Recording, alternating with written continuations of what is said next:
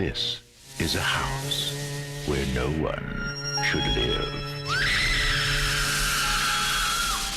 Roger Cobb has come here alone. But no one is ever alone in the house.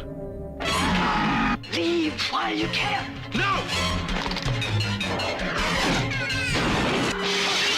Sandy.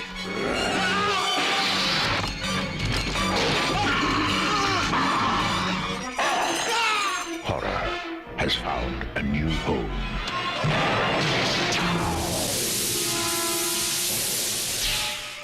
House. Enter at your own risk.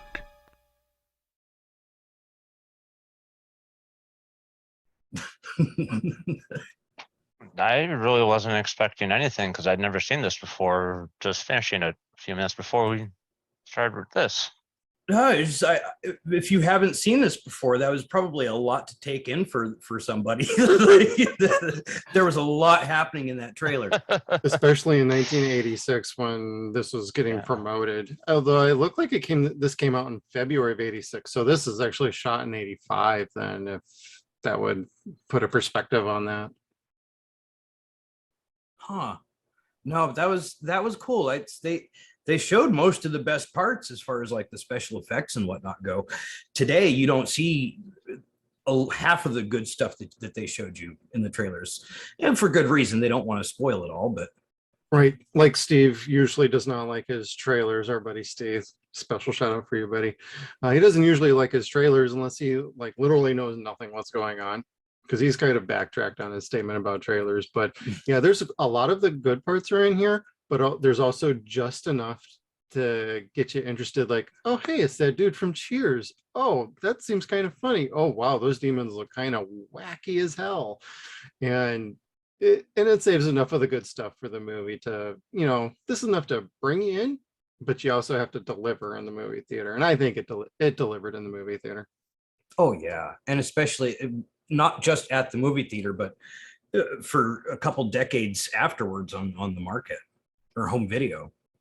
Oh god, this probably made a absolute crushing in home video. I know I didn't really look at the retail sales on this, but I would not be surprised. It is pretty much a cult classic. Oh, I know. I've bought it twice. I had it on VHS and then on DVD. I still need to upgrade to the Blu-ray, but one day. Yeah, I got like every version ever made of this, except for like Laserdisc or video CD or DivX or whatever that is. I don't know why. It's like this movie is another one of those movies that it's like the White Album for me. It's like I have it like in every category of multimedia. I like House. The movie just always grabbed me when I was a kid. It is scary-ish to a point. I mean, their practical effects are fucking phenomenal in this movie. Oh yeah, like, and Steve Miner, who went from like Friday the 13th part 2 and 3 to this to like Placid later on, has quite a filmography going on. Now, Will, was this your first time watching this? Yep. And not just the trailer, but the movie as well? Everything. Never seen the movie before tonight. And what'd you think? That was crazy. Awesome effects, just amazing. Like, and that's shit you can't get done with CGI at all. No. And No. CGI would have really ruined this. Because one real big thing was like the visceralness of the effects, like when the tremors go flying and take off the monster that pretended to be his wife's head. Yeah.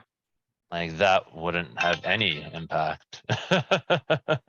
No, not really. I mean, you have to use your imagination a little bit more with those CGI effects, especially if they're done cheaply. Oh god, yes. Like you get something like this, and I'm gonna just go ahead and say Killer Clowns from Outer Space.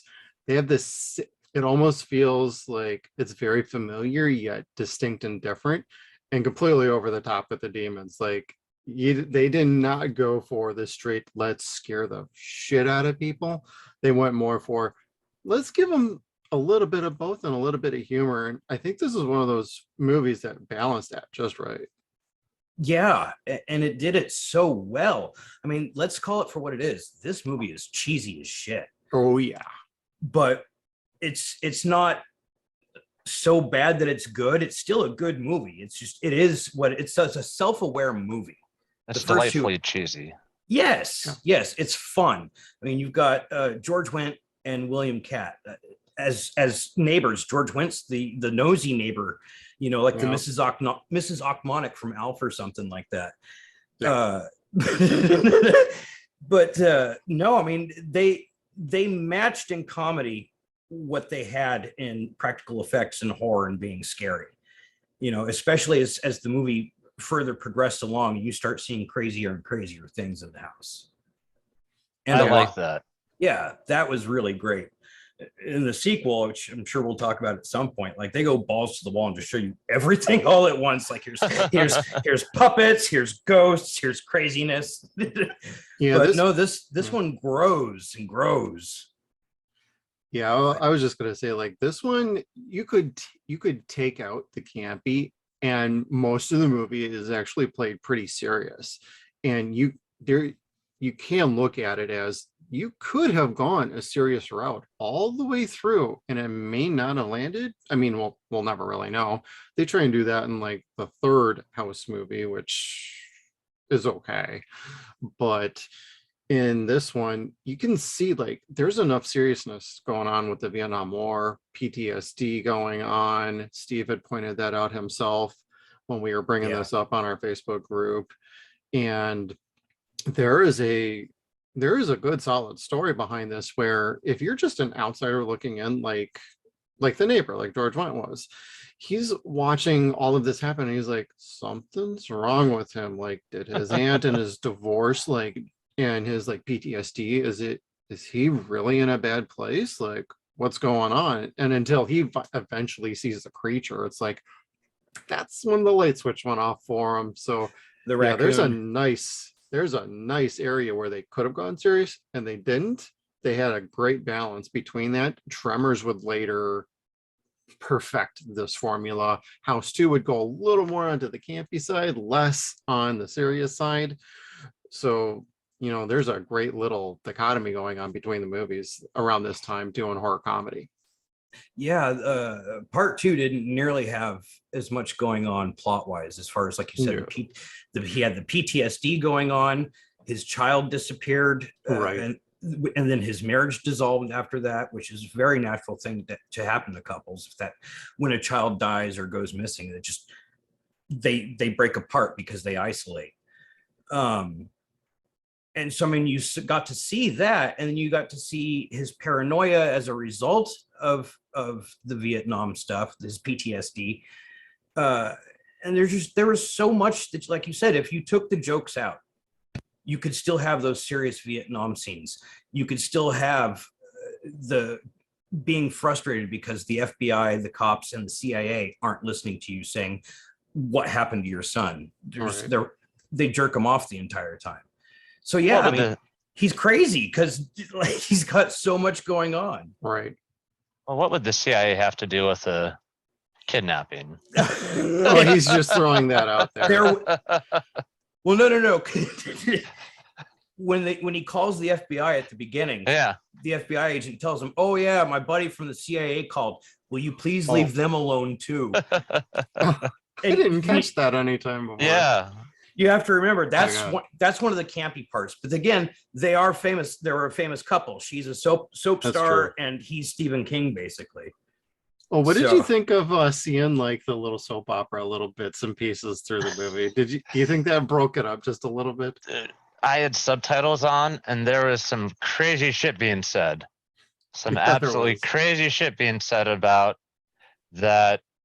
Her sister was an only child, and saying that this guy molested her, and then the guy was like, "Hey, no, I have to tell you this, but your sister paid me $2,000 because I was a male prostitute." I nearly died last night. I completely forgot about that. I completely missed that, and all I could think of is Fred Garvin, male prostitute.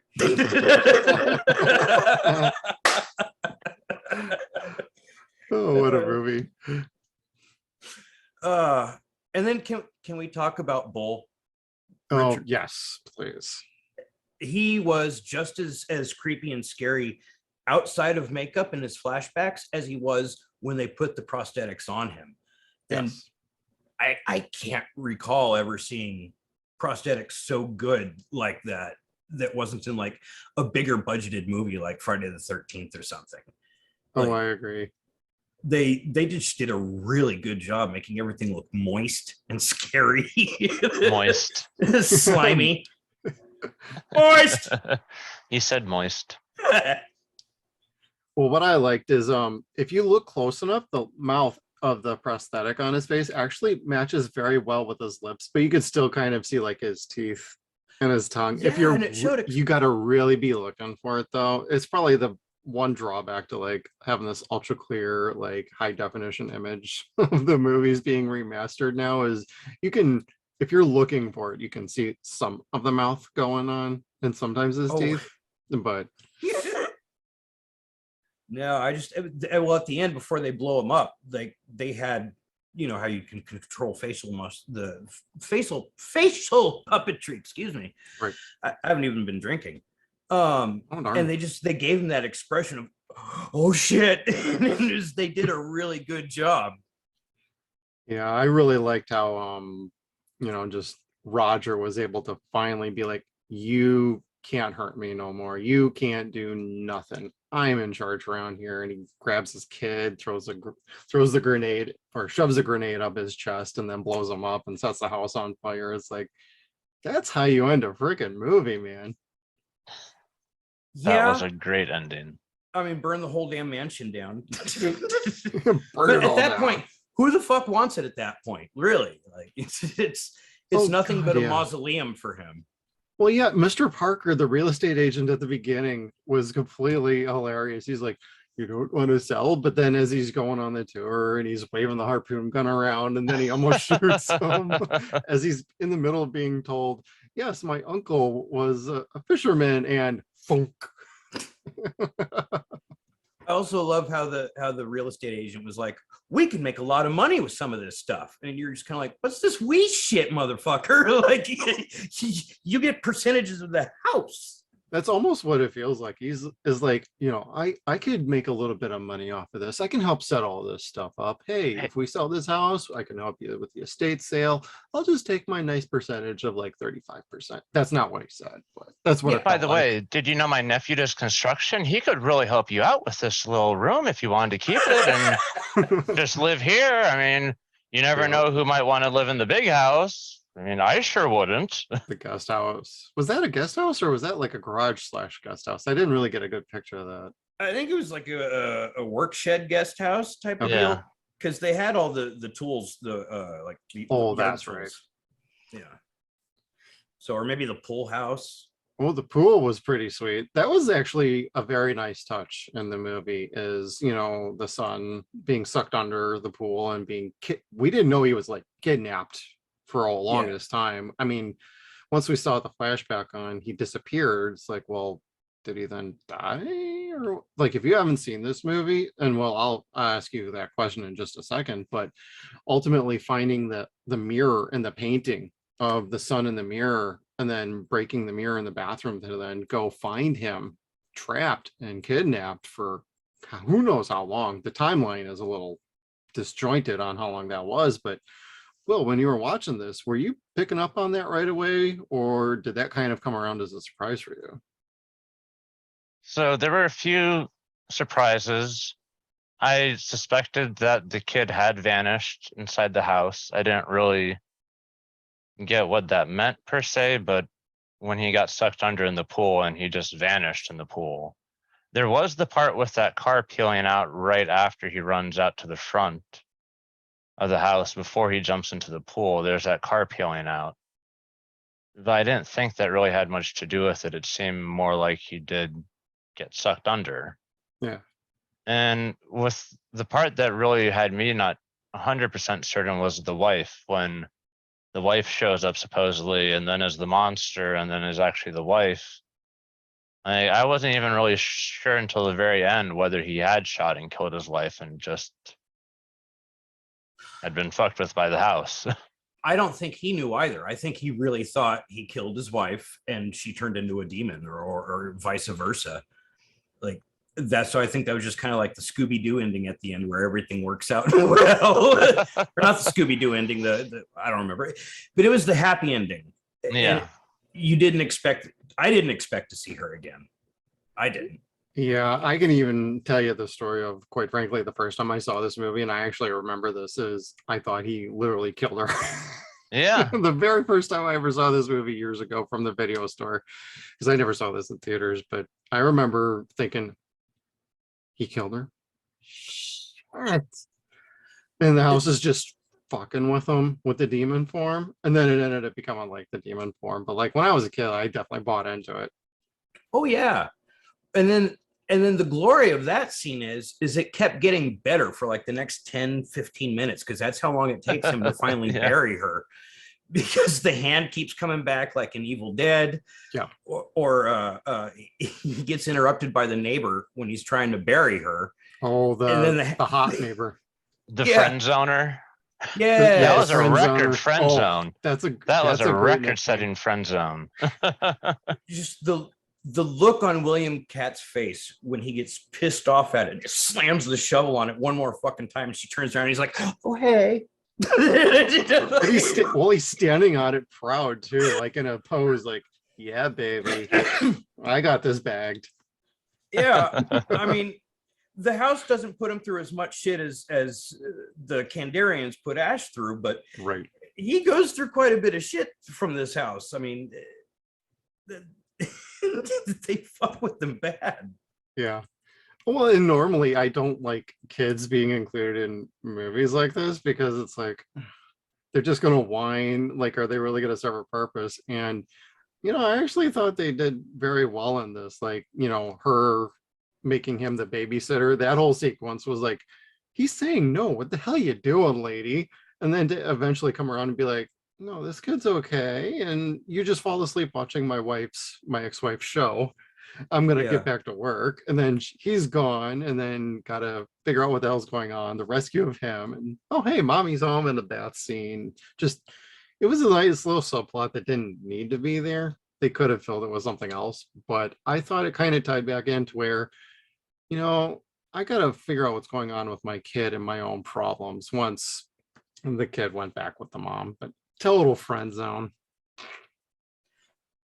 That scene's kind of interesting. I was thinking about that the last time I watched it. Like, Yeah.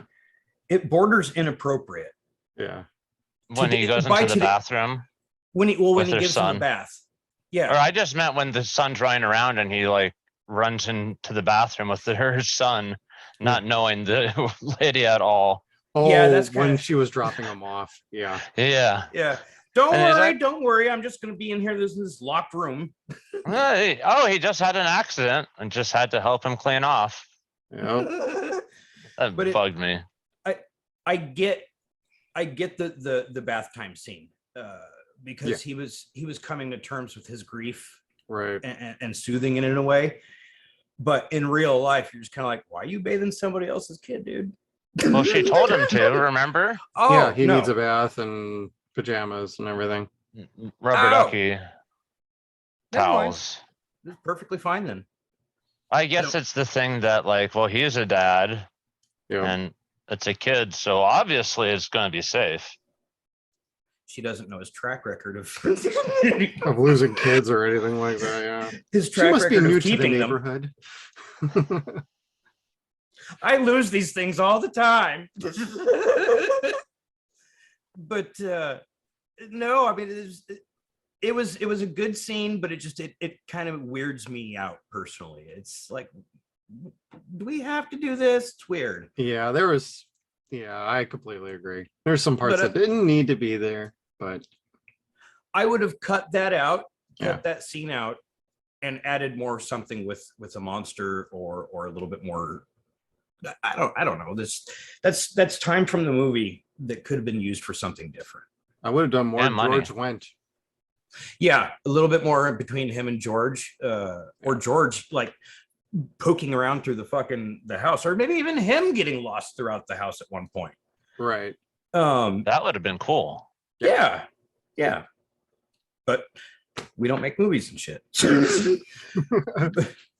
But no, I mean, it's not much could be improved with this movie. Like it's to me, it's even for as cheesy and campy as it is and old, it's almost a 5-star comedy movie or comedy horror type movie. One of the firsts. Well, Yeah. no, that's not true. We got Abbott and Costello for that.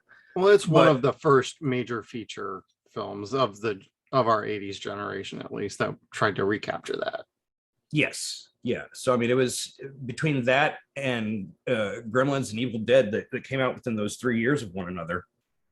There was some funny stuff happening, but Yeah, still with grotesqueries in it.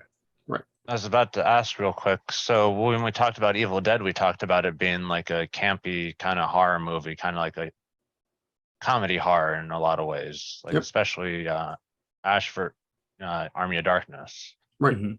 But this is a totally different kind of comedy humor. Right.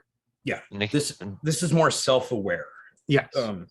If you can believe it, Evil Dead 2 is not the most self-aware flick. I mean, To say it the is, least. but it isn't. Like there's a scene Right. where he is like turns and laughs into the camera, but that's just the angle that fucking Sam Raimi was shooting at. This is Yeah. much more self-aware, where you've got cartoon sounds, the squeaky duck sounds or whistles. There are cartoony elements to this. Yeah, absolutely. I had one last question for you guys is, have you seen the poster art and what do you think of it? I know Kevin's got like the more newer art featured on his virtual background there, which is super freaking cool. It's on That's like the Arrow awesome. releases, but like there's the Ding Dong You're Dead from like the Blu-ray. That is one of the most classic covers to a fucking monster movie of the 80s. It's like I was always interested in the movie in the video store because of that fucking hand. Oh my god, right? That's was how cool I looking. was like, I gotta check what this is about. And Yeah, even the second one incorporates the same image as well, just a little differently. I like Yes. that one a lot more than the one that Kevin has as his background, because the one that Kevin has as his background is kind of too, hey, look, there is a monster. Right. Yeah. Well, this is the Arrow cover art, isn't it, Jeff? Yeah, and this is also the original movie poster art, which you'll see in our like thumbnail graphic. But this is, just how old school some of that art was, like hand-drawn art from back then compared to like what Kevin's had. Kevin has basically like a freelance custom sort of art that was done just for Arrow, but like this original movie poster art back in the day, man, like these days you get floating heads and you get like all sorts of different things, but like this hand looks way more sinister than than his was. For anybody that doesn't believe what we've been saying as far as it looking cool, this is the bad guy. Like, Yeah. It's just he looks so wet and slimy and gross And moist. and moist, and it's Bull in that suit. So I mean, he really is picking up the kid with his. He's a big dude. He's a very gentle man in real life, but he's a big dude. Right. And for anybody who doesn't know what we mean by Bull, it's Richard Mull, who played Bull in the TV show Night Court from the 80s. Okay, that's why he was so familiar. Yeah, he just had more hair in this movie, actually. Did he? Did he have hair? He had a little bit more hair. In the TV show, it was a lot more like the shaved look. Oh, Here he had a bit more of a stubble going on. So it actually looked a little more like dark haired than just like the chrome dome. looking like he had been doing it himself in Vietnam with just Correct. a can for a mirror. Right. Okay. Oh, and the cigarette things in here was like, oh my god, that was great. He goes to smoke a broken one. Boom. Then the snake scene. That was fucked up, but that was pretty realistic. People would do that shit. I would Yes, do they that would. shit. I mean, I Right. wouldn't use a snake, maybe a frog, but I mean, this. And then the one soldier sitting there token up and shit, and like, put that fucking shit out. No kidding. Absolutely. No one's gonna fucking notice that shit. Right. All right, guys, what do you think? Are we gonna go thumbs up, thumbs down, thumbs in the middle?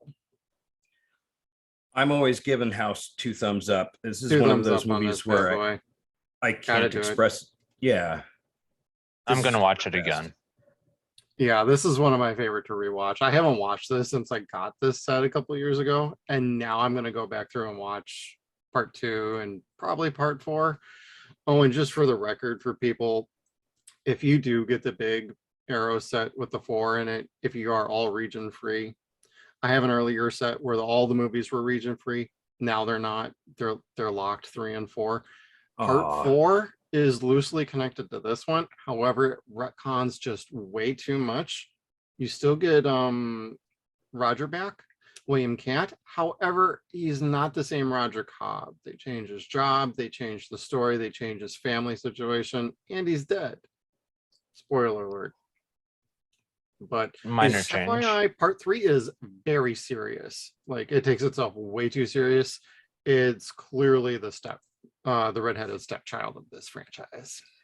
Yeah, it sounds to me from the way you've always described it as like they bought the rights they bought the rights to a popular name, Yeah. and then just put it on another movie. Yeah. It's called So- The Horror Show otherwise. And the casting in it is very good. It's a good movie, but if you're looking at it as an entry in the House series, it's like the Halloween 3 Season of the Witch and the Halloween series. You should just take the name off of it and just call it Season of the Witch. You should have just called this The Horror Show and just had it on its own. Would have done just fine. Did not need the House name in front of it. Yeah, it didn't sound like it, because from everything I've heard, I've never been interested to like look it up on Prime or even purchase it from Amazon or something. Yeah. I love the first 2 so much. They were so different and special.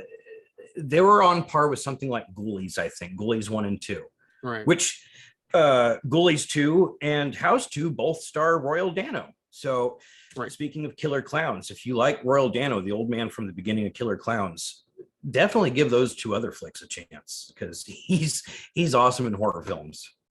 Absolutely. All right. Thank you, everybody, for tuning in. This was House from 1986. Make sure you check us out on all of our social media platforms. We got Facebook, Twitter. We are at Suns and Shadows. We're also on Instagram at Suns and Shadows Cast.